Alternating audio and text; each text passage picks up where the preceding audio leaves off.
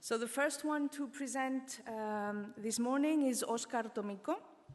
Oscar is Assistant Professor of the Designing Quality and Interaction Research Group and part of Wearable Sensors at Eindhoven University of Technology. He is also project leader of the Smart Textile Services project of the Dutch Creative Industry Scientific Program and a partner in the Crafting Wearables Research project. He's been a guest researcher and lecturer at many universities, including the University of Tsukuba and Chiba in Japan, Aalto University in Finland, and the Swedish School of Textiles. So here today, he's with us to talk about smart textile services, and the question he's presenting is, can the creative industries support the textile industry to transition from closed to open innovation? Welcome, Oscar Tomico.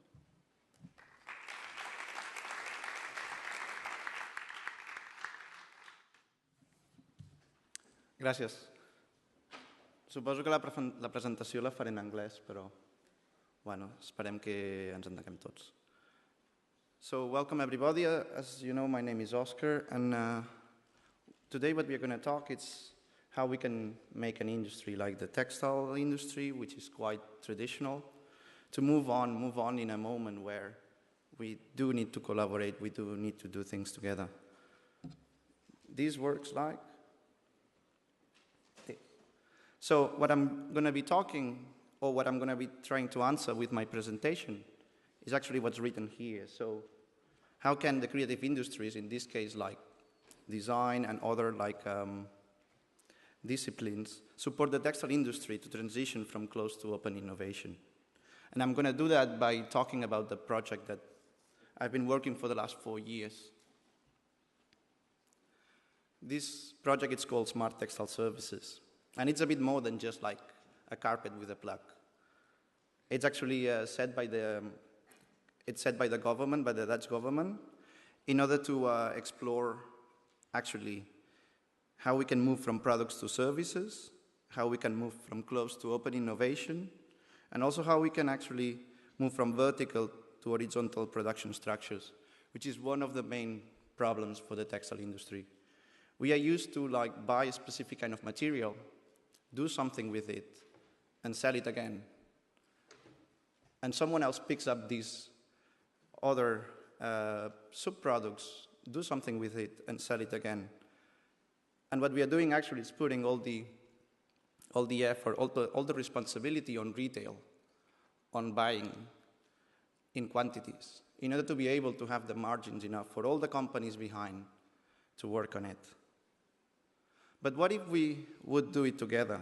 What if we would design, develop, and deploy smart textile services or wearables, or however you want to call it, locally in the Netherlands? How this would change the process? So that was the main question for my project, and this was the people that I could play with, or we could just collaborate and find possibilities to work on. So on one side we have like academic partners who have been working on the small and medium companies to go into service design. We have people working on wearables. We have people working on smart textiles and technical textiles. On the other side, we have the two big textile branch organizations we have in the Netherlands, like Modint and Contact Group Textile. We also have software and electronic engineering companies like Metatronic and Unit 040. We also have art centers like V2 and VAC Society, and we also have service providers going from elderly care to actually the Textile Museum, which is more services on producing. So as you see, what we have, it's a bit of everything we would need in order to like develop what smart textile services could mean in the Netherlands. So we are not trying actually to, I mean, when people talk about open innovation, or they talk about like out-of-the-box thinking and things like that, and do brainstorms, people think it's all about coming with this crazy idea, or this new idea, this the thing that is going to solve all our problems. But actually, I always say that ideas are for free. What's difficult is to implement them, to make them happen. And the interesting thing to move from products to services is that all the people that are in the room discussing and providing new ways of working or new possibilities for their companies, actually they're doing it because they will be involved in the result. They're not coming with ideas because they have to or because it's cool. They do it because they will be in, because it's their project, it's our project. And I think that that's really important. Okay, so let's pick up randomly one of the partners, like the Technical University in Eindhoven, which is mine. So I'll show you a bit what we do, so you understand a bit like what is our role and why we are involved in it.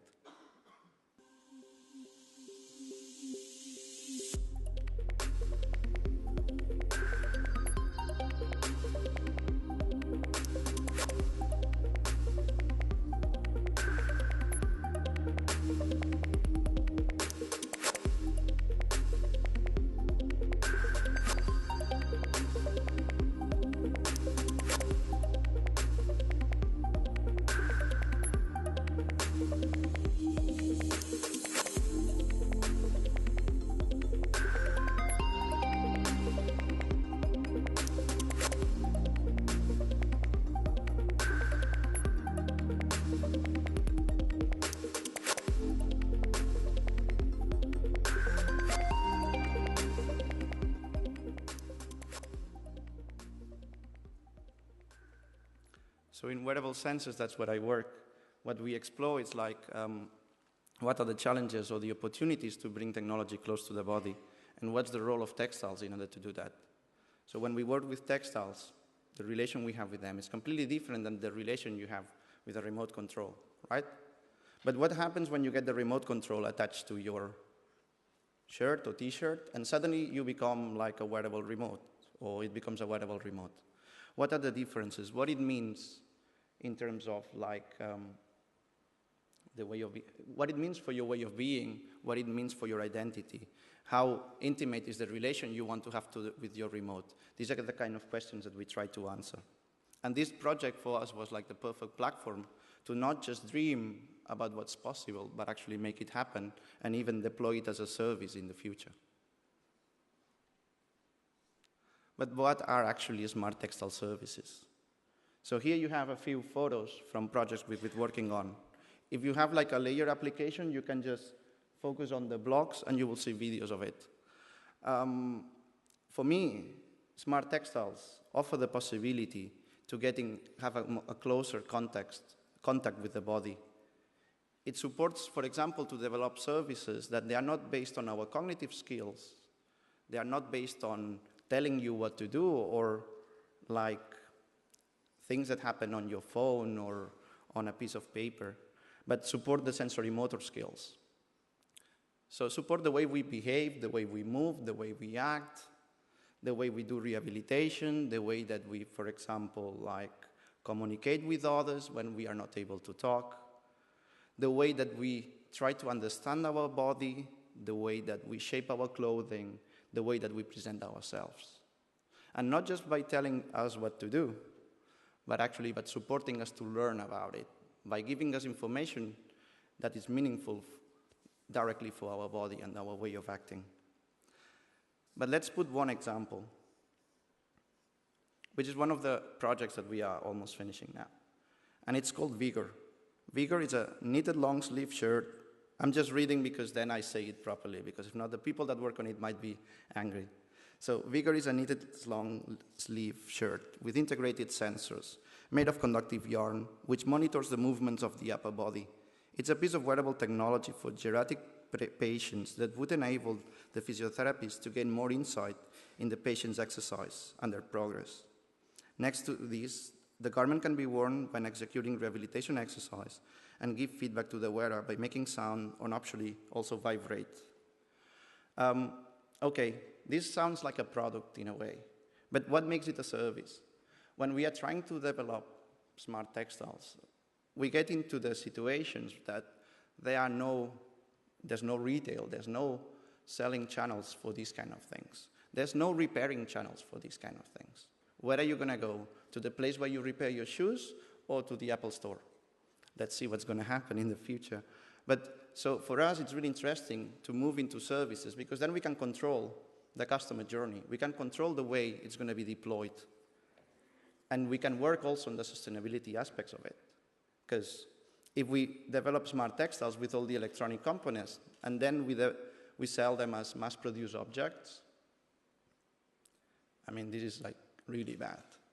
But what if we do it differently? What if we control the use? What if we provide replacements where they broke? What if we repair them? What if we look at the whole chain, at the whole customer journey, and also we develop the infrastructure behind in order to control that? Then we are talking about something else. And this something else is this.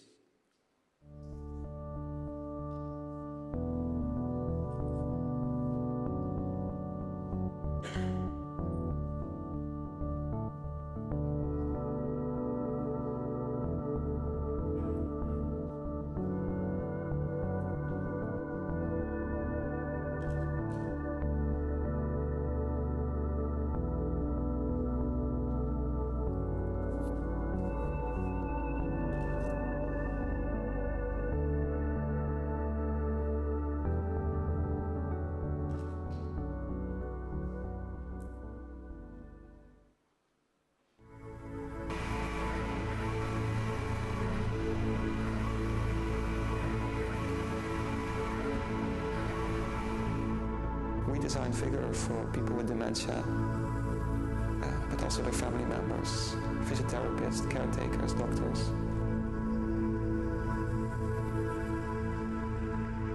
The vest is designed that it doesn't look stigmatizing, but also beautiful. During rehabilitation exercises, this sensor data is used to make the exercise more fun with sound, but also to record the data and to see, for example, how a person is progressing over time.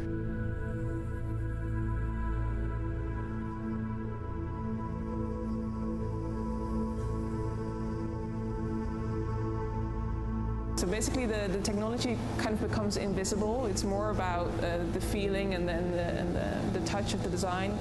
The patient doesn't really need to worry about what's happening on the inside.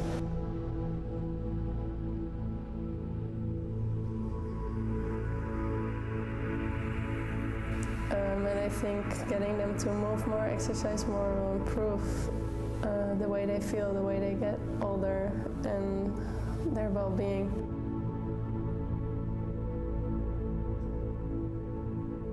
So for me, the societal value is that I find it important to use the technology to bring value and meaning to people's life.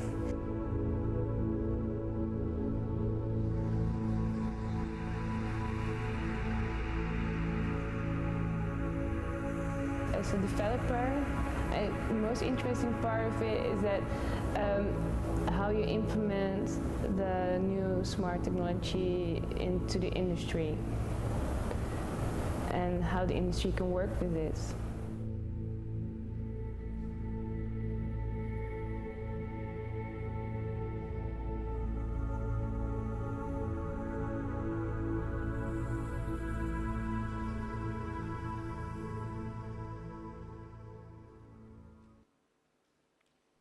Okay, let's continue. Let's start the presentation, actually. So, actually, for me, I think that without participation, design is doomed to fail. So the complexity to make like a thing like this rehabilitation shirt, it's really big. So it just doesn't require to program the software. It requires to program the code of the textile. It requires to develop the service. It requires to develop yarns that can be used to conduce electricity and other ones to sense the stretch. It requires to think about interaction possibilities. But it's not just that.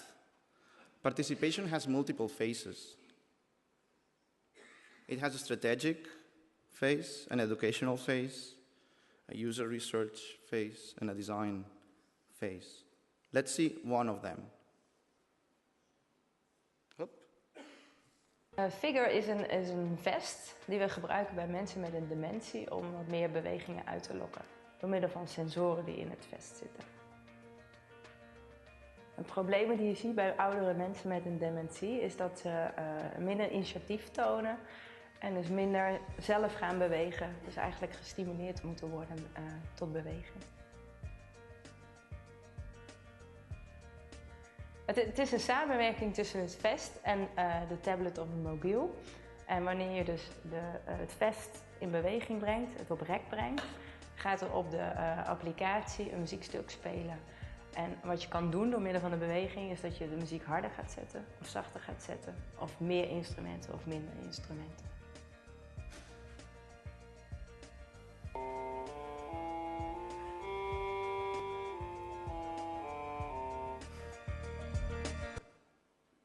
Okay, so I guess you didn't understand it. Well, maybe some people did. But that's what it means to participate. It means to work with people with a different background, with a different expertise, with different skills. And participation has, as I said, multiple roles. So, for example, for us, for the technical university, it helps us to position ourselves as to do research in smart textiles without having to get all the facilities in. For example, for education, now the service providers can understand the difference between digital and analog smartness, for example. The textile producers can see that it's not just about programming the material, but they can also program the behavior of it. The textile producers can also see the difference between moving from product to service design. Here you can see that by working with the service providers, we can actually also see, or even work on the social acceptance of these kind of smart textiles. And at the same time, look at the opportunities arising from the integration of multiple disciplines. Another thing that's really important is to move from projecting to infrastructuring. And what do I mean by that? When you work on a project as big as this one, it's not just about objectives, timelines, deliverables, and prototypes. It's also about the methods you use, the facilities, the tools, the devices, the users, the engineers, the researchers, and other multiple stakeholders you have in. So the outcome, it's more than just a device or a product service system or a service, however you want to call it. It's also the community behind, the assembly of resources, the collective of humans that make it happen. And how we support this growth. So what we did in this project actually is to move from a top-down approach to more like a bottom-up approach. What does it mean? That it's not about managing then, it's not about giving orders, but it's about setting the stage for design and research to emerge. All the stakeholders are valued by their expertise and their contribution to the project, not by their name or who they are. Projects emerge, or different design concepts emerge from win-win partnerships between expertise and expectations. And the collaboration, that's how it's set. We move from I do this, I'm interested in that, to we. It's about sharing ownership. It's an inductive process. No one knew, actually, what was going to happen. This is the first meeting. Everybody showed what they were able to do and what they wanted to get out of it. And based on that, we try to find out directions, possible interesting points. But do you see any stretchable shirt for rehabilitation on this table? No, we didn't have a clue, actually, at all of what we were going to do.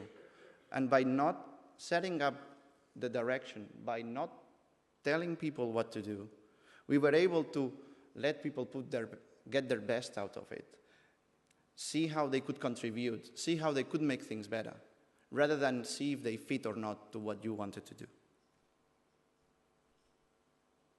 For me, and that's one of the last parts of this presentation, design action or prototyping, it's the main driver for collaboration. For us, it helps us in a way, here. It helps us to move from a hierarchical structure where people are always thinking about who's right or who's wrong, which idea is better, which idea is the one to take, to a more like a matrix structure, about what we can do together, and look at people's expertise and expectations. And what I'm going to try to do, briefly, is to see actually how prototyping relates to this project. In this project, prototyping, it's not just a step, it drives the process. It's the test-based foundation. So first of all, for us, prototyping, this digital and physical, becomes a craft. Making it happen becomes a quest. And it links the innovative aspects of the design to the personal identities of the people involved.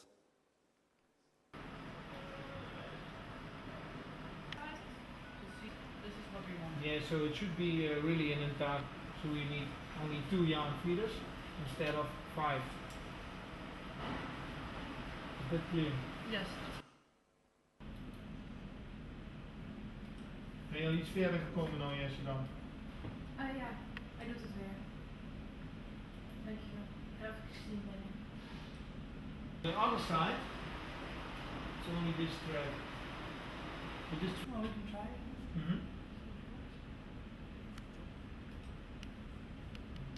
Same yarn feeders. I wanted to do this one in the same. This is the things to choose.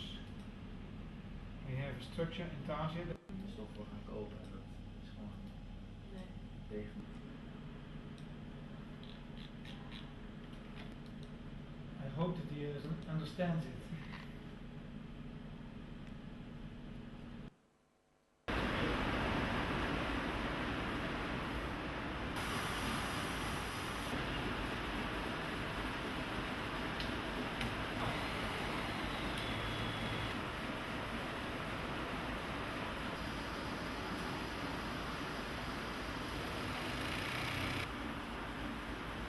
Ik heb hier...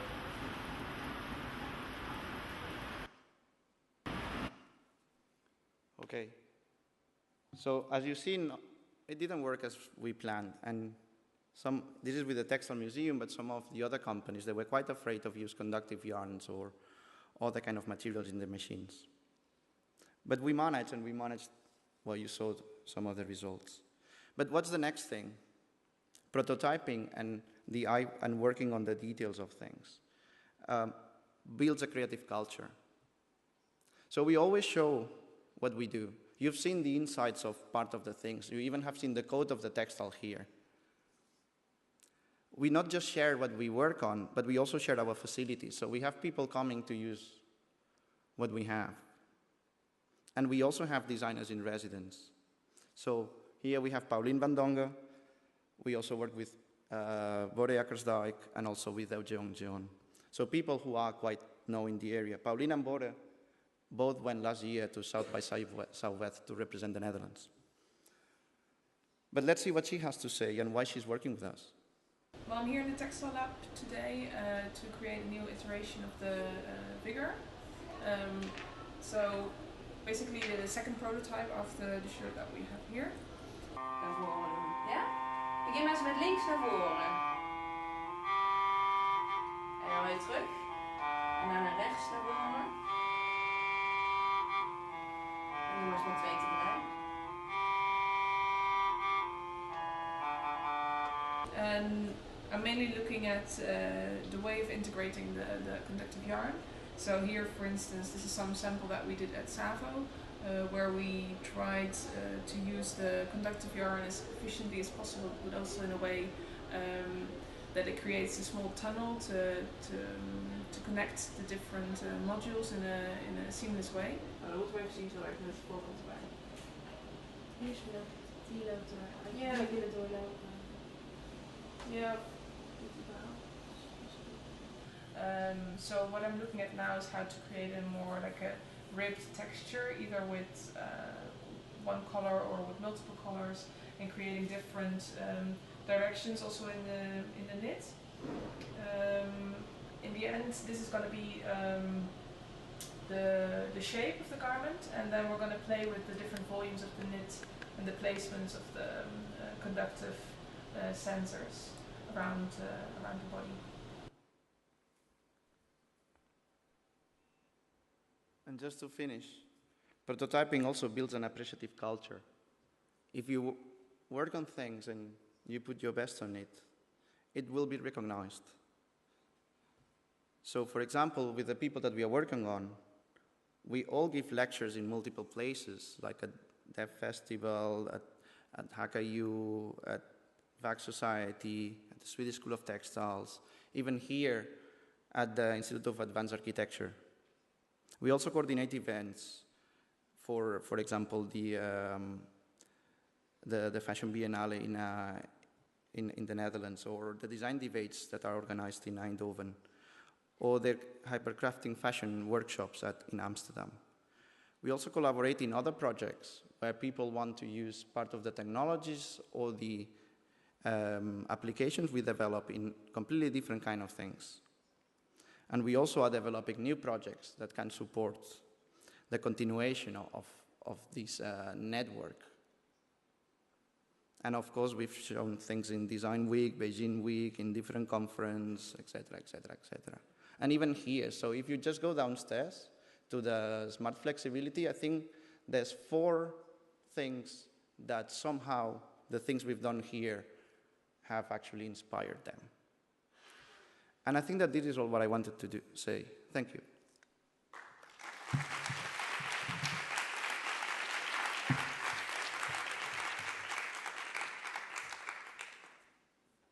Thanks, Oscar. We've eaten a little bit into the question time, but maybe there's time for one question. Is there a question for Oscar?